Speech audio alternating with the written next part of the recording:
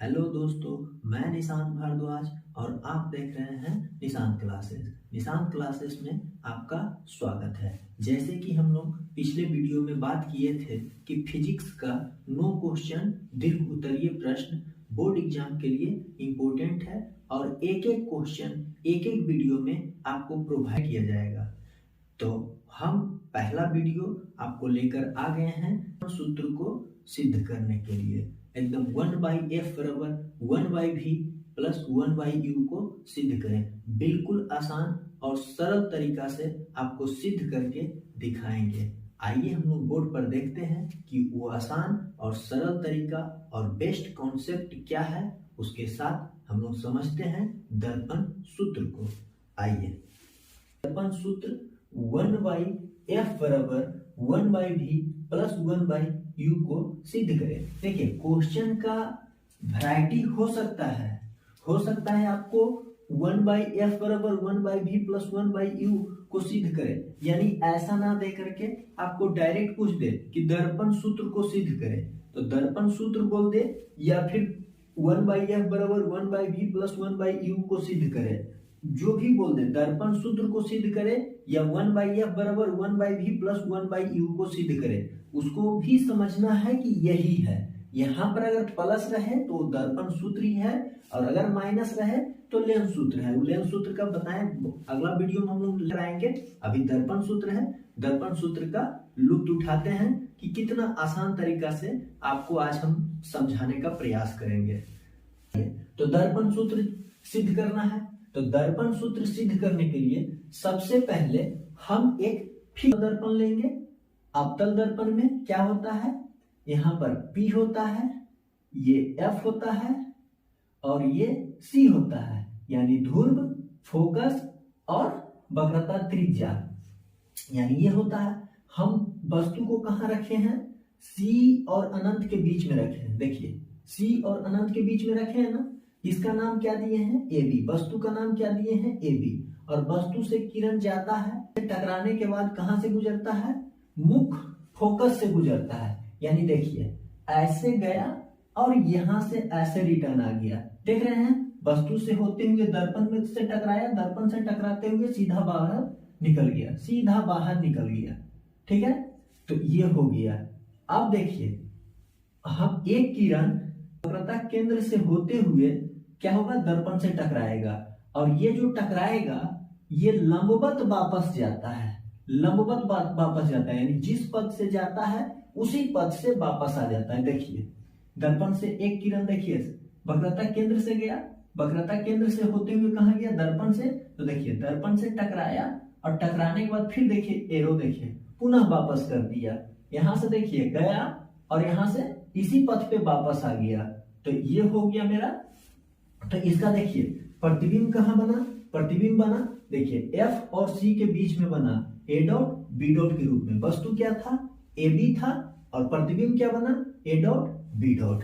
समझ रहे हैं क्या है कि सबसे पहले दर्पण सूत्र को सिद्ध करने के लिए एक अवतल दर्पण का फिगर लेंगे, उसको कहां रखेंगे, वस्तु को C और अनंत के बीच में रखेंगे और उसका किरण जो है कहां जाएगा, दर्पण से टकराएगा, F से गुजरेगा, C से जाएगा, C पर ही वापस आ जाएगा और प्रतिबिंब कहां बनेगा, C और F के बीच में। किस रूप में, A डॉट B डॉट के रूप में बनेगा। बस अगर इतना आप समझ गए तो यही चीज को हम यहाँ पर लिखें। और एक बात समझिए, जब हम किसी चीज को सिद्ध करते हैं तो उसमें 4 चीज लिखने की जरूरत होता है। सिस्टमैटिक ढंग से, एक प्रॉपर ढंग से सिद्ध करने के लिए उसको सबसे पहले सिस्टम कहता है कि सबसे पहले दिया है, यानी कि क्वेश्चन के अनुसार कुछ दिया हुआ है तो उसको लिखेंगे। उसके बाद सिद्ध करना है कि हमको क्या सिद्ध करना है, उसको लिखना है। उसके बाद उसको सिद्ध करने के लिए यदि कुछ रचना करना होगा तो उसको लिखेंगे, और अगर रचना हो गया उसके बाद हम लोग कैसे कैसे सिद्ध किए हैं उसको प्रमाण में दिखाएंगे। यानी सबसे पहले दिया है, उसके बाद सिद्ध करना है, उसके बाद तीसरा नंबर में रचना, चौथा नंबर में प्रमाण। इस सिस्टमैटिक ढंग से हम लोग सिद्ध करते हैं। तो सबसे पहले हम लोग क्या लिखे हैं, दिया है। यहाँ पर ध्यान से देखिए, सबसे पहले क्या लिखे हैं, दिया है। दिया है में क्या लिखे हैं, यही चीज। ये कैसा दर्पण है, अवतल दर्पण है, क्या ध्रुव वाला है? पी ध्रुव वाला। तो देखिए पी ध्रुव वाला एक अवतल दर्पण है, एक अवतल दर्पण है जिसमें AB एक वस्तु है जो C तथा अनंत के बीच रखा हुआ है और उसका प्रतिबिंब A डॉट B डॉट के रूप में C और F के बीच बनता है। अभी जो बताएं कि एक अवतल दर्पण है, उसका वस्तु कहाँ रखे हैं? C और अनंत के बीच में रखे हैं। तो प्रतिबिंब कहाँ बना है? C और F के बीच में बना है। देखिए वही चीज लिखे हैं कि पी ध्रुव वाला एक अवतल दर्पण है जिसमें AB एक वस्तु है जो C तथा अनंत के बीच में रखा हुआ है और उसका प्रतिबिंब A डॉट B डॉट के रूप में C और F के बीच बनता है। बस यही चीज दिया है में लिख दिए हैं। उसके बाद सिद्ध करना है। सिद्ध करना में क्या? जो हमको सिद्ध करना है 1/f बराबर 1/v प्लस 1/u, एकदम आसान तरीका से। अब आता है बात रचना। क्या रचना करने की इसमें आवश्यकता है? ऑफकोर्स एकदम है। रचना पहले करेंगे और रचना क्या करेंगे आप ध्यान से देखिए। रेड कलर से जो बनाया हुआ है DE, DE दिखाई दे रहा है। तो देखिए DE लंब PC मेरा एक्चुअली क्या है? P और C, यही ना होता है। P से C को कहते हैं मुख्य अक्ष, P और C को क्या कहते हैं? मुख्य अक्ष। यानी DE लंब PC खींचे हैं, DE लंब PC खींचे हैं। देखिए वही चीज रचना में है लिखे हैं, ध्यान दीजिए। रचना में क्या है? DE लंब PC, देखिए वो उल्टा T से डिनोट करते हैं। तो देखिए DE लंब PC खींचे हैं, यही बात वहां पर जो लिखे थे उसको लिख दिए। अब देखिए यहां से ये जो है AB से किरण गया मुख्य अक्ष के समांतर और दर्पण से टकराने के बाद F से वापस किया और यहीं से देखिए DE लंब खींचे हैं। तो क्या हम नहीं कह सकते हैं? ध्यान दीजिए, क्या हम नहीं कह सकते हैं कि AB जो है वो DE के बराबर है? नहीं कह सकते हैं क्योंकि इसी से ना लंब खींचे हैं, जो किरण गया उसी से लंब लिए हैं। तो AB बराबर नहीं है DE के, वही चीज लिखे हैं कि इसलिए AB बराबर क्या है? DE। समझ में आ गया? रचना तक क्लियर है, कोई दिक्कत नहीं। उम्मीद है कि रचना तक समझ में आ गया। अब आते हैं प्रमाण की ओर। आइए यहां देखिए प्रमाण। प्रमाण में आप ध्यान से देखिएगा, एकदम गौर से। क्या लिए हैं? त्रिभुज ABC। कहां पर है त्रिभुज भाई? तो देखिए ये त्रिभुज ABC दिखाई दे रहा है, ये त्रिभुज, ठीक है। तथा त्रिभुज A dot B dot C में, A dot B dot C में, अब देखिए A dot B dot C में ये त्रिभुज दिखाई दिया, दोनों त्रिभुज। तो सबसे पहले ये दोनों त्रिभुज को लेना है। प्रमाण में सबसे पहले किस त्रिभुज को? ये त्रिभुज और ये त्रिभुज को लिए हैं। उसके बाद देखिए B बराबर कोण B डॉट, कोण B ये वाला कोण, ध्यान दीजिए ये वाला कोण, कोण B बराबर कोण B डॉट है। एक वस्तु सीधा खड़ा है तो 90 डिग्री होगा और उसका प्रतिबिंब सीधा ही बना है तो 90 डिग्री होगा। यानी कि 90 डिग्री से देखिए कोण B बराबर कोण B डॉट किसके अनुसार से? 90 डिग्री से हो गया। उसके बाद देखिए यहां पर ACB कोण दिखाई दे रहा है, ACB इस त्रिभुज का कोण ACB ये वाला कोण। फिर देखिए A dot C B dot ये वाला कोण, ये वाला कोण मालूम है, 9th क्लास में पढ़े होंगे। दो तिर्यक रेखा प्रतिच्छेद करती है तो उसका शीर्ष अभिमुख कोण क्या होते हैं? बराबर होते हैं। तो देखिए ACB बराबर कोण A dot C B dot किसके अनुसार से? तो शीर्षाभिमुख कोण से बराबर हो गया। शीर्षाभिमुख कोण से क्या हो गया? बराबर हो गया। अब आप समरूपता कसौटी अब पढ़े होंगे तो मालूम होगा कि यदि किसी त्रिभुज के दो कोण बराबर हो जाए तो तीसरा कोण अपने आप बराबर होता है और ये त्रिभुज समरूप हो जाता है। अगर वो नहीं पढ़े होंगे, किसी तरह की दिक्कत होगा तो कमेंट करिएगा, हम उसको प्रॉपर तरीका से समझा देंगे। बस अभी इतना याद रखिए कि किसी त्रिभुज का दो कोण यदि बराबर है तो तीसरा कोण अपने आप बराबर हो जाएगा। यानी दो कोण बराबर होगा तो समरूप होगा, तीन कोण बराबर होगा तो समरूप होगा, क्योंकि दो कोण बराबर होने के बाद तीसरा अपने आप कहता है कि हम बराबर हैं। ठीक है, तो इस तरह से त्रिभुज क्या हो जाएगा? समरूप हो जाएगा। तो देखिए त्रिभुज ये दोनों में कोण B बराबर कोण B, कोण C बराबर कोण C शीर्षाभिमुख कोण से, कोण B बराबर कोण B डॉट 90 डिग्री से, कौन सी और कौन सी शीर्षाभिमुख कौन से, ध्यान दीजिए। कोण बी बराबर कोण बी डॉट 90 डिग्री कौन से, कोण ए सी बी बराबर A dot C B dot शीर्षाभिमुख कौन से, दो कोण बराबर हो गया।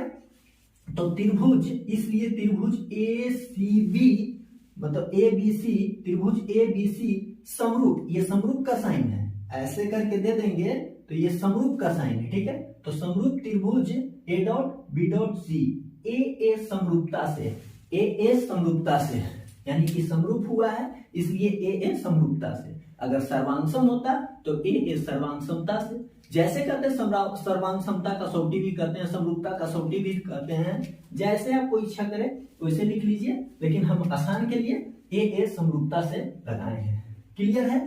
अब समझिएगा, यदि कोई त्रिभुज समरूप होते हैं तो उसके संगत कोण समान और संगत भुजा का अनुपात भी समान होते हैं। तो समझिएगा बात को, हमको यहाँ कोण से मतलब नहीं है, मतलब किससे है, भुजा से मतलब है। तो समझिएगा कि यदि कोई त्रिभुज समरूप होता है, ध्यान से समझिएगा, यदि कोई त्रिभुज समरूप होता है तो उसका संगत भुजा का अनुपात आपस में क्या होता है, बराबर होता है, समान होता है। ये 10th क्लास में समरूपता में पढ़ाया हुआ है, अगर पढ़े हैं तो आपको याद होगा। अगर उसमें किसी तरह की दिक्कत है तो कमेंट करिए, हम जरूर आपको वीडियो बना कर देंगे, एकदम सरलता से बनाएंगे। जिस तरह से इसको सरलता से बता रहे हैं उसी तरह से ध्यान दीजिए, समझिएगा बात को, कि यदि कोई त्रिभुज समरूप होता है तो उसके संगत भुजा का अनुपात समान होता है। क्लियर है? अगर नहीं समझ रहे हैं तो इतना बात जरूर समझिए कि यदि कोई त्रिभुज समरूप होता है तो संगत भुजा का अनुपात क्या होता है, समान होता है। वही चीज देखिए, समरूप त्रिभुज की संगत भुजा का अनुपात समान होते हैं, इसलिए ए बी बटा में ए डॉट बी डॉट। अब समझिएगा, संगत भुजा का अनुपात समान होता है, यानी देखिए ए बी एक भुजा है, त्रिभुज ए बी सी का ए बी एक भुजा है ना, अब ए डॉट बी डॉट और सी का भी त्रिभुज ए डॉट बी डॉट एक भुजा है। तो देखिए ए बी बटा में ए डॉट बी डॉट, इसका ये भुजा तो इसका भी ये भुजा, इसका ये भुजा खड़ा था तो इसका एक भुजा भी खड़ा है, जो इसका भुजा है वही इसका भुजा है, लिए हैं। उसके बाद देखिए ए बी सी बटा में बी डॉट सी, देखिए बी सी बटा में बी डॉट सी, तो इसका भुजा का अनुपात बराबर इसका भुजा का अनुपात, यानी एक भुजा इसका एक भुजा इसका, फिर बराबर एक भुजा इसका एक भुजा इसका। आ रहा है समझ में? और समीकरण 1 निकल गया।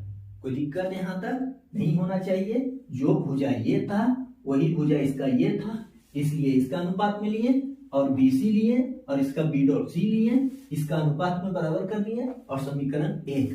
उम्मीद है कि समीकरण 1 तक कोई दिक्कत नहीं हुआ होगा। अगर हुआ है तो फिर से एक बार वीडियो देखिएगा पूरा, एक बार 2 बार वीडियो को रिपीट करके देखिए, क्यों दीजिएगा।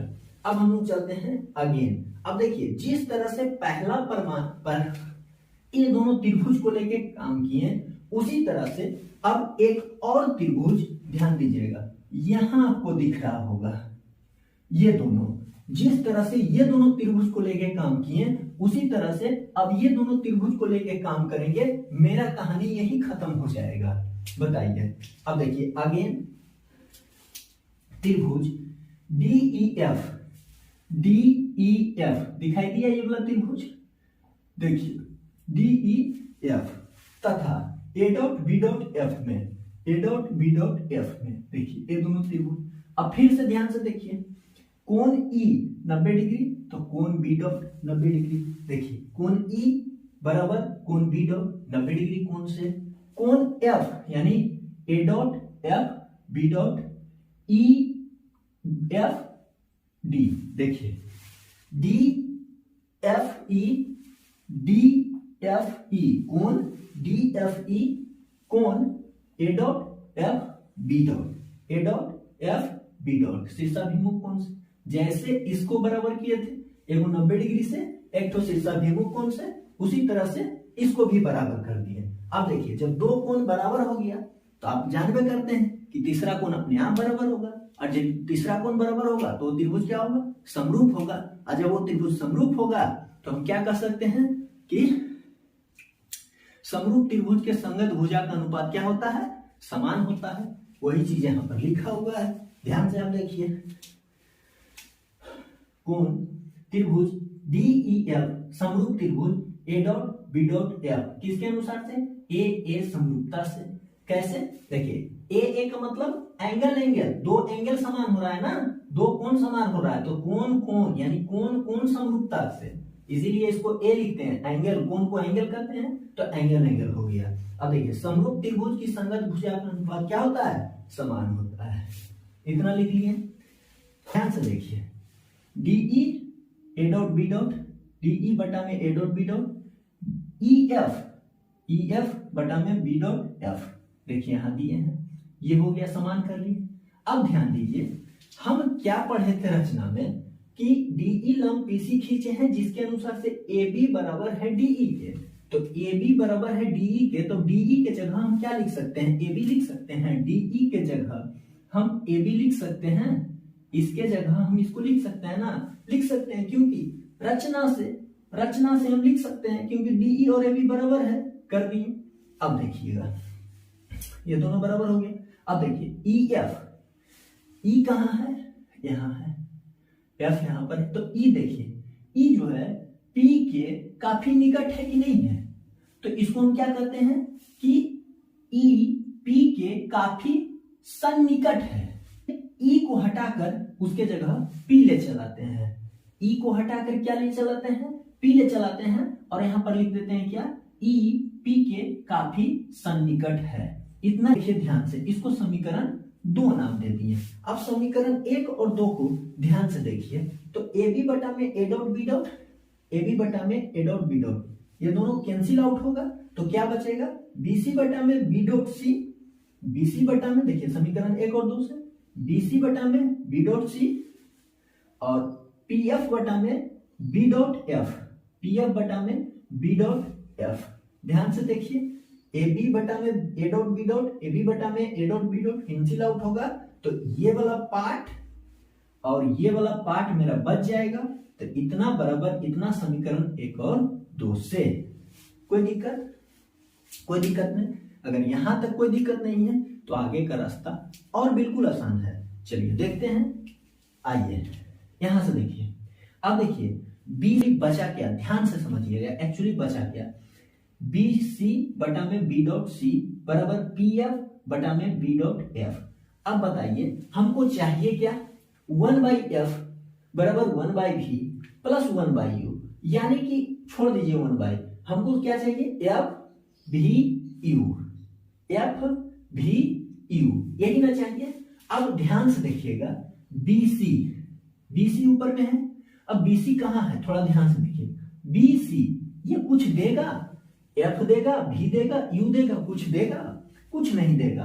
तो जो नहीं देगा उसको हम इस रूप में कन्वर्ट करेंगे, यानी कि BC को ऐसा रूप में चेंज करेंगे कि वो FVU में बदल जाए।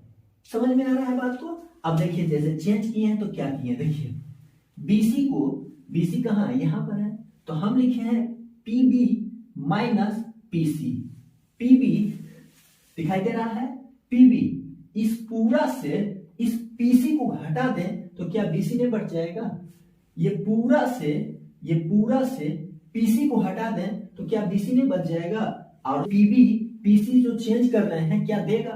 ध्यान से देखिए यहां पर PB से माइनस करेंगे तो फिर क्या लिखे? BC को क्या लिख दें? PB minus PC। अब देखिए PB मेरा क्या देगा? वस्तु दूरी। तो वस्तु दूरी हमेशा क्या में होता है?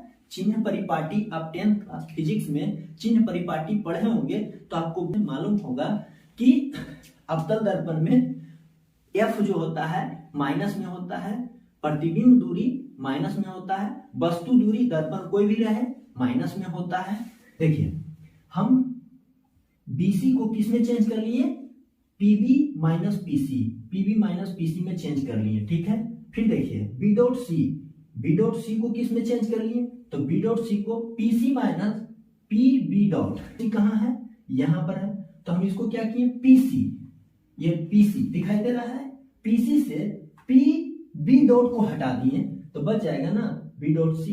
ये पूरा से इसको हटा दिए तो ये बच जाएगा, वही चीज यहां पर लिख दिए PC माइनस PB डॉट, ठीक है। अब देखिए FPF तो पी एफ तो रहेगा ही। देखिए पी एफ हमको माइनस एफ देगा, लेकिन अवतल दर्पण है तो अवतल दर्पण में फोकस दूरी क्या होता है, माइनस में होता है। अब बात रहा बी डॉट एफ, तो बी डॉट एफ को किस में चेंज किए, देखिए B dot minus P F. अब देखिए क्या है बी डॉट एफ कहां पर है, बी डॉट एफ ये देखिए यहां पर है। तो पूरा का पूरा ध्यान से देखिए, पी बी डॉट से पी एफ को माइनस कर दें, पी बी डॉट से पी एफ को माइनस कर दें तो बी डॉट एफ नहीं निकल जाएगा, वही चीज किए हैं, पी बी डॉट से पी एफ को माइनस कर दिए हैं। समझ में आ रहा है बात को, ध्यान से समझिएगा। बीसी को कुछ नहीं दे रहा था, इसलिए हम लोग क्या में चेंज कर दिए, ऐसा चेंज किए जो कि एफ भी यू में बदल जाए। तो बीसी कुछ नहीं दे रहा था, इसीलिए इसको पीबी माइनस पीसी कर दिए, तो इसमें बदल गया। हम फिर देखिए बी डॉट सी भी कुछ नहीं दे रहा था, इसलिए हम इसको क्या किए, PC minus P B dot कर दिए, तो कुछ ना कुछ दे दिया। ठीक है, पी एफ दे रहा था इसलिए इसको नहीं बदले, और बी डॉट एफ नहीं दे रहा था इसलिए इसको भी क्या किए, बदल दिए P B dot minus P F में। कोई दिक्कत नहीं होना चाहिए।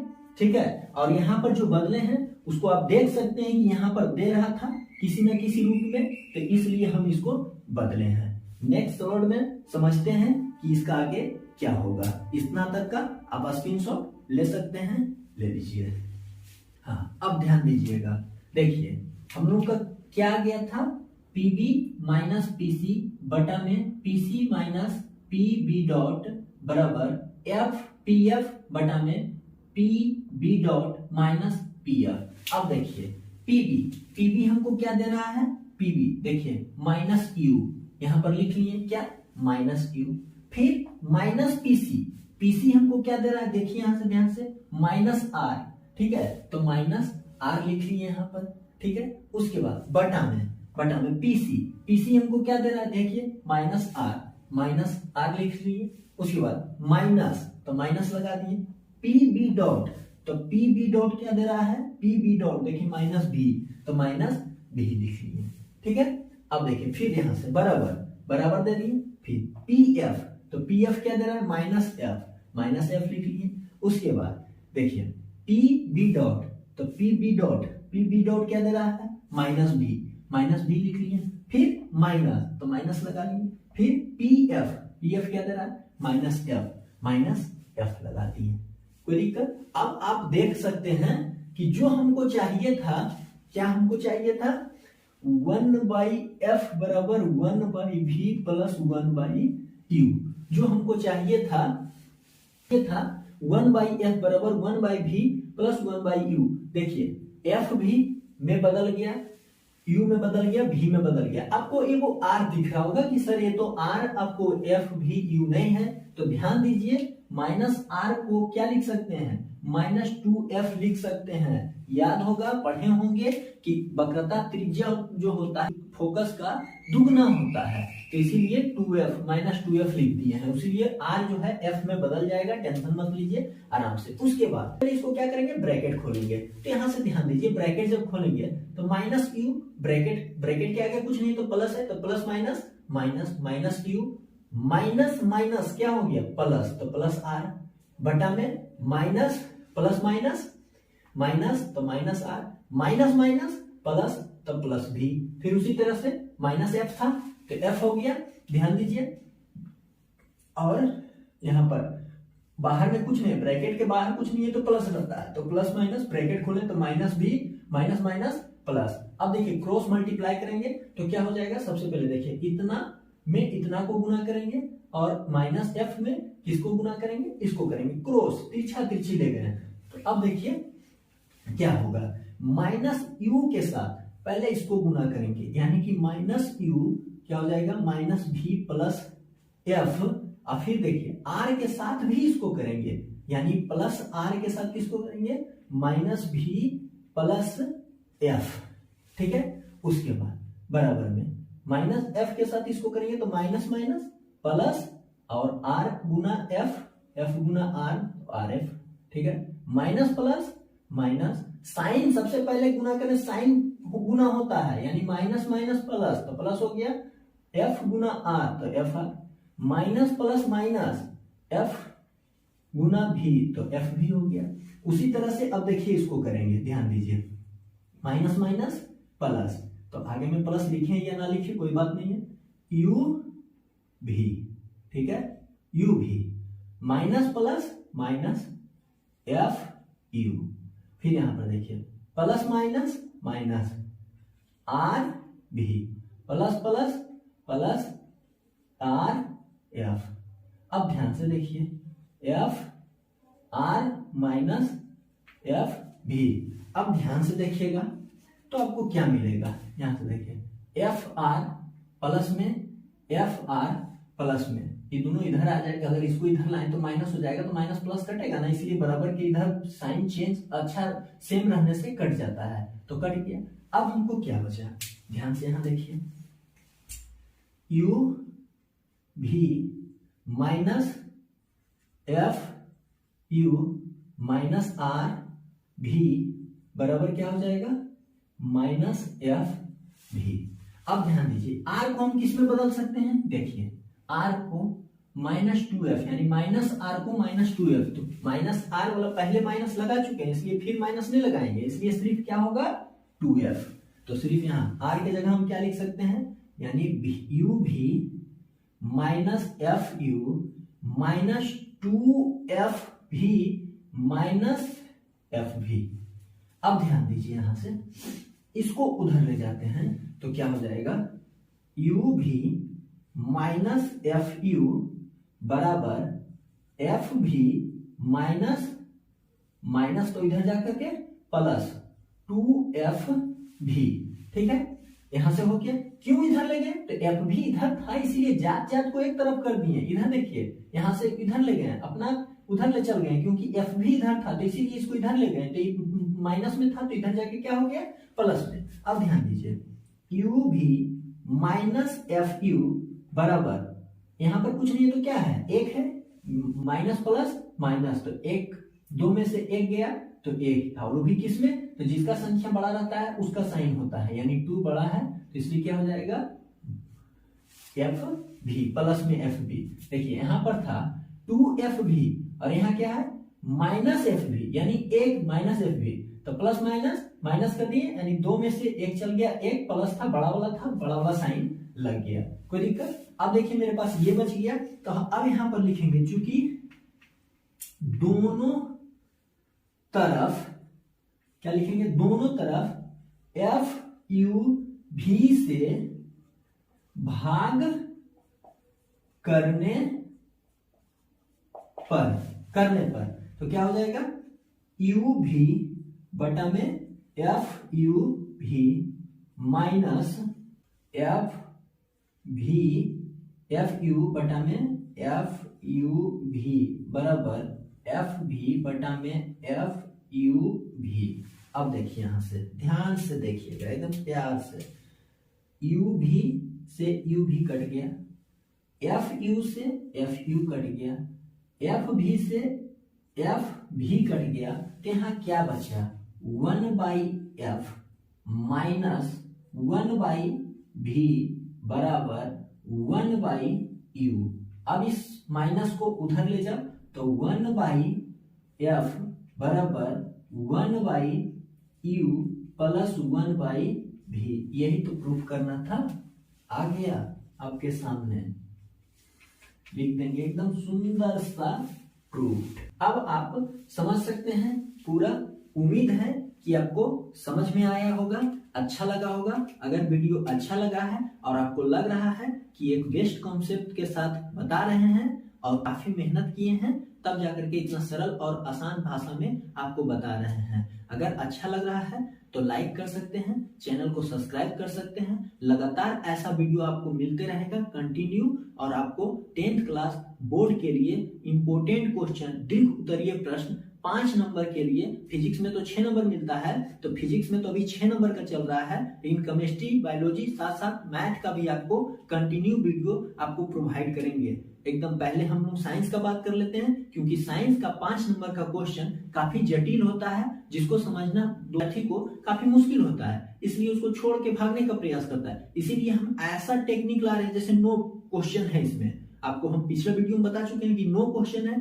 नो क्वेश्चन का एक एक वीडियो बना के आपको इतना सरल और आसान भाषा में देंगे कि आपको बिल्कुल एकदम अच्छा लगेगा और एकदम आसान भाषा में समझ में आएगा। अगर दिक्कत होता है आप कमेंट करिए और कहिए सर ये टॉपिक हमको दिक्कत हो रहा है, समझाइए। एकदम 100% आपको समझाने का प्रयास करेंगे। अगर वीडियो अच्छा लग रहा है तो इसको लाइक और चैनल को सब्सक्राइब कर सकते हैं।